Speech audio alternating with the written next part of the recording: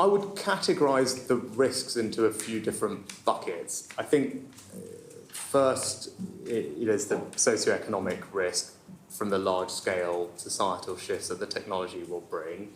That's often what technology does. That doesn't mean you should stand in the way of it, but it just needs to make sure that we're cognizant of it and provide people with the skills they need to flourish in a world that is being changed by technology.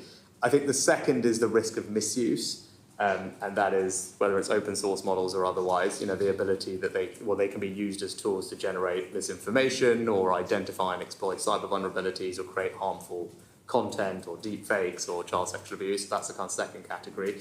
I think the third category would be tool use, whereby foundation models can be used to activate capabilities in the real world. And then the last category is what people would describe as capability overhangs, and that kind of trends into the area of more existential risk, because there's just a lack of understanding at this point about what the potential of these models might be. Now, obviously separate to all of that, there are national security risks, which I'm sure the Honourable Gentleman acknowledge. I appreciate I'm limited in what I can say, but I think thinking about it in those four categories is probably the right way to go about it. Thank you. And you've convened an international safety summit for the autumn. Are you intending that to be a summit of like-minded countries like the US and Japan, perhaps? Or is it for all countries, a bit like the International Atomic Energy Authority that includes countries like China and Russia? What do you have in mind?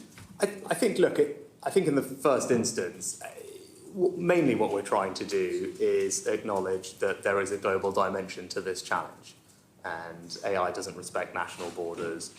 Countries are at varying stages of their thinking about how we can put guardrails in place to make sure that we can realise the benefits of AI in a way that's safe and secure. And it seems a sensible and reasonable step to just try and bring some of those countries together to talk about these problems in a collective forum, because ultimately there will need to be some coordination. Sure. So I think it's quite early thinking. As I said, it's more just about bringing people together. So all countries together?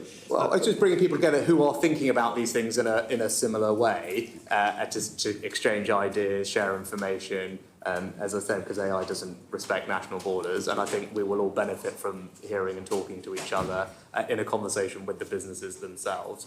And I think that is really what this is about. I think we're a long way from anyone establishing AIEA, IAA equivalent for AI. Those things are long into the distance. But in the first instance, just talking through this with like-minded countries.